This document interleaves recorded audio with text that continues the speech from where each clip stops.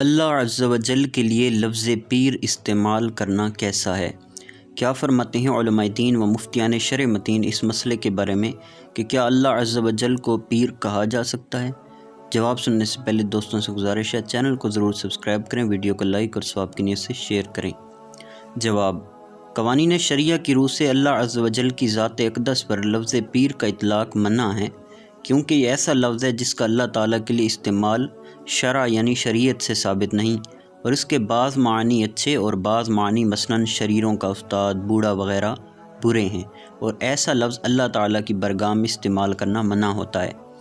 فقہی نظیر: اللہ عز و جل پر لفظ پیر کے اطلاق کی اجازت نہ ہونے پر قریب ترین فقہی نظیر فقہائے کرام کا بیان کردہ یہ مسئلہ ہے کہ اللہ عز و جل پر لفظ میاں کا اطلاق منع ہے، کیونکہ ایک لفظ ہے جو اچھے اور برے دونوں طرح کے معنی میں مشترک ہے۔ جزیات: اللہ عز و جل کا فرمان اقدس ہے۔ ترجمہ: اور بہت اچھے نام اللہ ہی کے ہیں،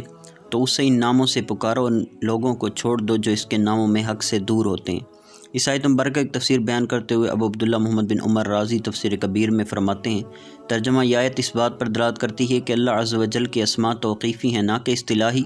اور یا جواد کہنے کا جواز اور یا سخی یا عاقل یا طبیب یا فقیہ کا عدم جواز یعنی جائز نہ ہونا اس یعنی اسماء الہیہ کے توقیفی ہونے کو مؤکد کرتا ہے۔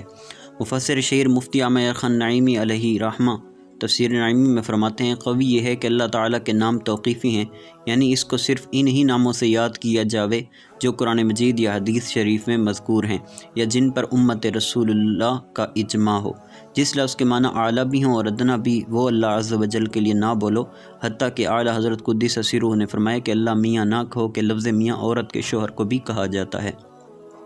علم الکلام کے مشہور امام سعد الدین تفتزانی شرح عقائد نسویہ میں لکھتے ہیں، ترجمہ: پس اگر یہ اعتراض کیا جائے کہ لفظ موجود، واجب، قدیم اور ان جیسے دیگر وہ الفاظ کے جن کے بارے میں شریعت وارد نہیں ہوئی ہے، ان کا اطلاق اللہ عز و جل پر کیسے درست ہے؟ ہم کہتے ہیں کہ ان کا جائز ہونا اجماع کی وجہ سے ہے، جو کہ شرعی دلائل میں سے ایک دلیل ہے۔ ملفوظات اعلیٰ حضرت میں ہے کہ امام اہل سنت علیہ رحمت سوال ہوا،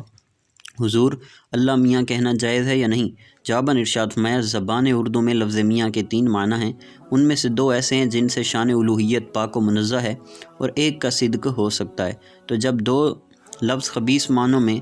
کوئی لفظ 2 خبیث معنوں میں اور ایک اچھے معنوں میں مشترک ٹھہرا اور شرع میں وارد نہیں، تو ذات باری پر اس کا اطلاق منع ہوگا۔ اس کے ایک معنی مولا، اللہ تعالیٰ بے شک مولا ہے، دوسرے معنی شوہر، تیسرے معنی زنا کا دلال کہ زانی اور زانیہ میں متوسط ہو۔ لفظ پیر کے مختلف معنی کے حوالے سے فیروز اللغات میں پیر نمبر 1 عمر رسیدہ، معمر بوڑھا،